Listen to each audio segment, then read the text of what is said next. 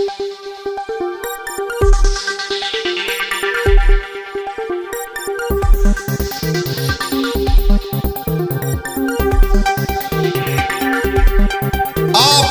रहे हैं GR Bharat news. GR Bharat news में आपका स्वागत है। नालंदा विश्वविद्यालय है, इसकी स्थापना राजा कुमार गुप्त ने 5वीं शताब्दी में किया था, अर्थात ये बिल्डिंग 1600 साल पुरानी है, क्योंकि अभी हम लोग 21वीं शताब्दी में चल रहे हैं। हर्षवर्धन और देवपाल ने इसका विस्तार किया था। ये 10 किलोमीटर लंबा उत्तर से दक्षिण, 5 किलोमीटर चौड़ा पूरब से पश्चिम था। सर जी, यहाँ पे 10,000 विद्यार्थी और 1,500 प्रोफेसर पढ़ने पढ़ाने के काम में लगे हुए थे। 1200 ईस्वी में तुर्किस्तान आक्रमणकारी बख्तियार खिलजी ने इसको आग लगा करके जला दिया था, तो ये नालंदा 6 महीना तक जलती रही थी। फिर ये भूकंप में दब करके सर उस तरह से एक पहाड़ हो गया था, वो जो टीला जैसा देख रहे हैं। अभी वो लंबा लंबा पेड़ तक अभी वो लंबा लंबा पेड़ तक 1 वर्ग किलोमीटर का खुदाई हुआ है 2 लाइन में। तो एक लाइन हम लोग देखेंगे बिहार, जहाँ लोग रहते पढ़ते खाते पीते थे, और ये लाइन है चैत्य मंदिर, जहाँ पूजा करते थे। इन सभी मंदिरों का ये प्रधान मंदिर है सर। ये सबसे पहले बना था भगवान बुद्ध की यादगारी में। ये अंदर से सॉलिड है। इसके ऊपर में बुद्ध भगवान की विशाल मूर्ति थी जो टूट गई। ये राजाओं ने बनाया। 3 तरह की सीढ़ी यहाँ आप देख रहे हैं। पहली सीढ़ी गुप्ता पीरियड का है, दूसरा बहुत सारा आप गोल गोल देख रहे हैं हाँ। और बहुत सारा आप चौकोर देख रहे हैं हाँ। ये चौकोर वाला जो है ये सब ध्यान करने की जगह है, जहाँ बैठ करके लोग साधना करते थे।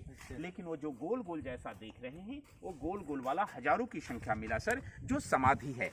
जो विद्यार्थी या प्रोफेसर किसी कारणवश यहाँ मर जाते थे, क्योंकि विद्यार्थी ऑल ओवर वर्ल्ड से पढ़ने आते थे, मर जाने के बाद उनके डेड बॉडी को घर भेजना, मार्गों पर जाने के लिए रास्ता था। ऊपर का पूरा बिल्डिंग जल करके नष्ट हो गया।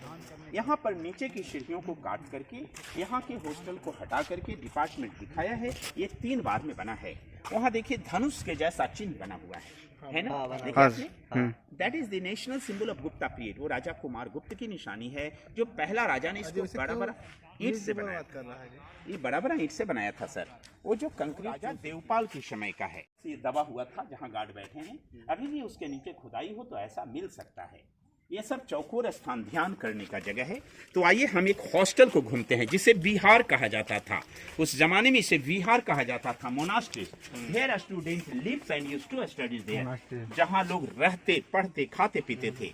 तो हम नंबर 1 विहार को दिखाने जा रहे हैं सर, क्योंकि इसके अंदर जितनी भी सिस्टम हुआ करती थी अभी भी देखने लायक बचा हुआ है। बनावट में बाकी सब हॉस्टल भी एक जैसा था, लेकिन कहीं कुछ टूट गया है। नालंदा में जो भी जानकारी मिलती है हुएनसांग चीनी यात्री की डायरी के आधार पर, उनकी डायरी के आधार पर यहाँ 108 हॉस्टल और 108 मंदिर था। अभी 11 हॉस्टल 11 मंदिर मिला है। आइए इसको देखते हैं। ये हर हॉस्टल के प्रवेश द्वार पर दोनों तरफ में भगवान बुद्ध का बुत है। ये सब जो भी लकड़ी वाला काम किया गया है अभी किया गया है, ताकि ऊंचा नीचा जमीन को मेकअप किया जाए। और व्हील चेयर से 100 लोगों के लिए ये दोनों बाथरूम था।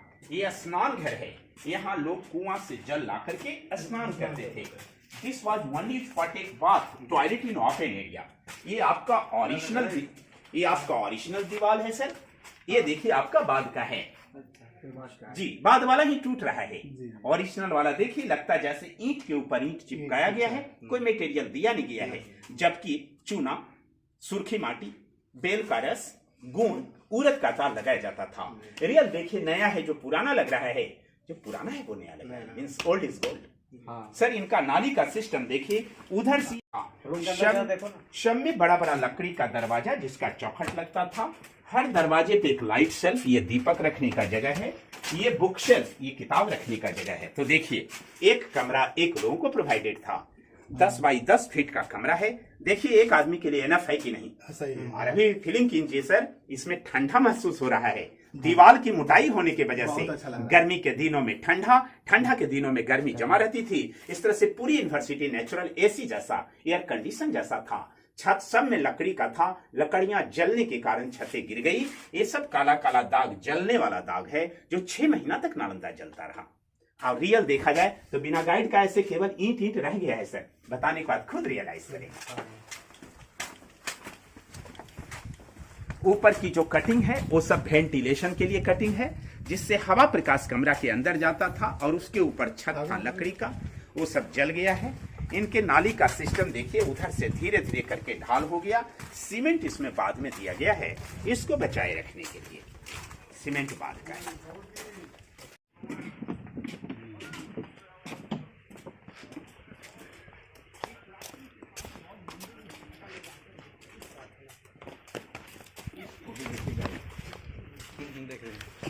तो हर के लिए रहने का आपने कमरा देखा, आंगन ही इनके पढ़ने का जगह था। ये क्लासरूम है, ये लेक्चरल स्टैंड है, यहाँ से टीचर खड़ा होकर के इनको पढ़ाते थे।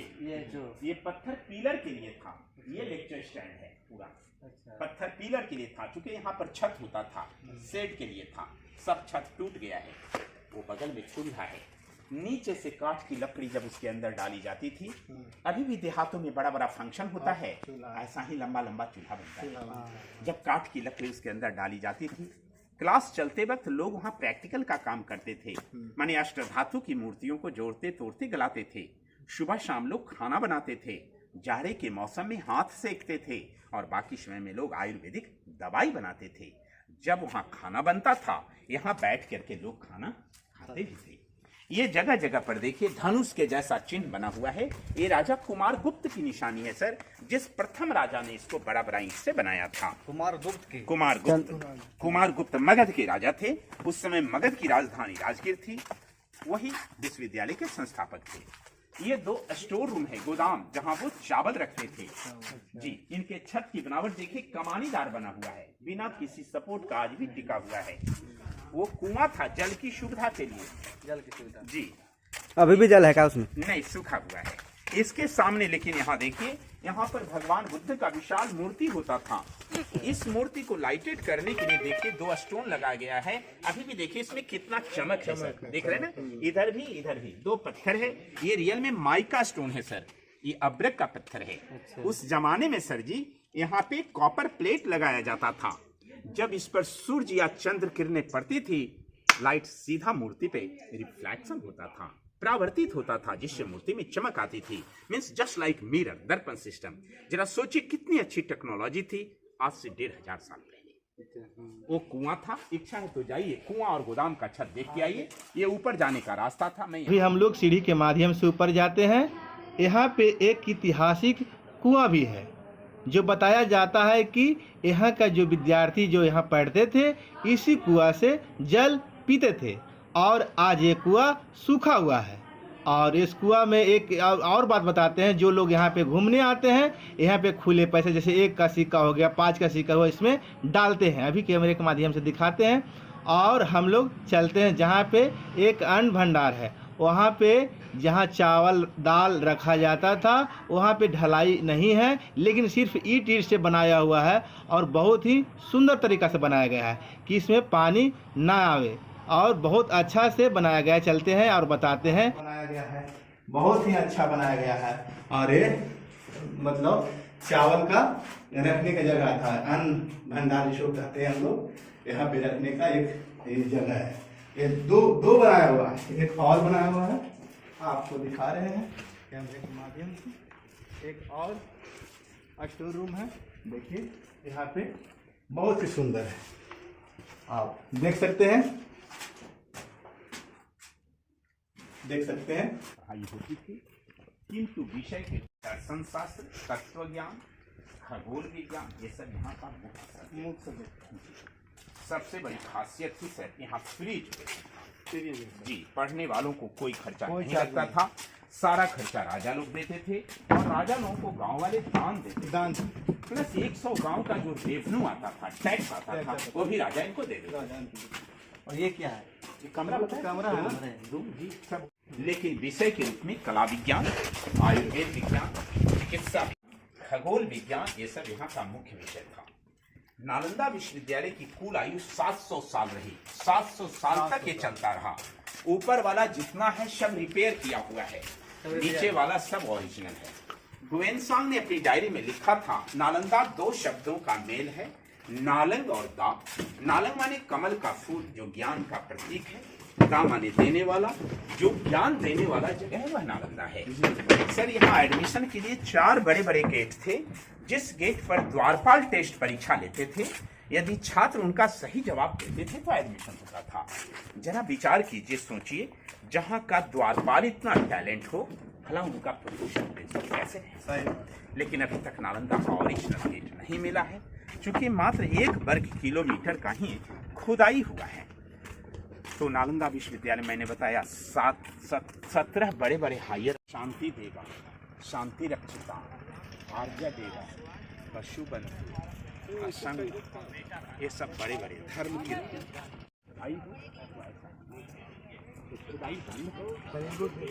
लंबा लंबा पेड़ तक खुदाई अभी हुआ है। यहाँ मैंने बताया हर 2 हॉस्टल आपस में इंटरकनेक्टेड है। ये 2, 3, 4, 5, 6, 7, 8, 9, 10, 11 10% में खुदाई करने के पहले से ये पूरी इमारत उस तरह से दबी हुई थी, और जो टीला जैसा देख रहे हैं, मैंने बताया खुदाई 1 ही वर्ग किलोमीटर का हुआ है 2 लाइन में।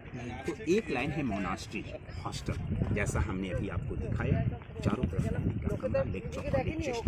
इस तरह से 11 बिल्डिंग मिली। एक खुदाई का लास्ट पोर्शन है, खुदाई का लास्ट पोर्शन सबके सामने ये छोटा बड़ा क्या करने जाते थे। ये मेन स्तूप हम लोगों ने देखा जहाँ पर आए थे, लेकिन अभी तक मेन गेट इसका नहीं मिला है। यही रास्ता दीवार काट करके बनाया हुआ है जिससे आप आए थे, यहाँ खड़े हैं और इसी से वापस जाना। यही नालंदा है सर। यहाँ के बाद हमारा गाइड समाप्त होता है। अब इसके बाद और वक्त रखते हैं तो फ्री होकर के भी लोग एक बार इतिहास की कुछ बात बता दें सर। Thank you. ये नालंदा विश्वविद्यालय का हमने आपको संक्षेपण किया। रियल में ये तो एक छोटा सा पार्ट खुदाई हुआ है सर, क्योंकि ये तो मैंने बताया 10 किलोमीटर लंबा था, 5 किलोमीटर चौड़ा था। अभी 1 ही वर्ग किलोमीटर की खुदाई हुई है। तो एक लाइन ये सब आपके हॉस्टल का पार्ट था जहाँ लोग रहते पढ़ते थे। ये लाइन सब मंदिर का पार्ट था। मंदिरों को सर चैत्य कहा जाता था। स्तूप जो यादगारी में बनी, और ये बिहार कहलाता था, मोनास्ट्री जहाँ लोग रहते पढ़ते थे। मेन गेट अभी तक नहीं मिला है सर, यही नया गेट था जिससे हम लोग आए थे और इसी से वापस। Okay, thank you. Are you happy to my guideline?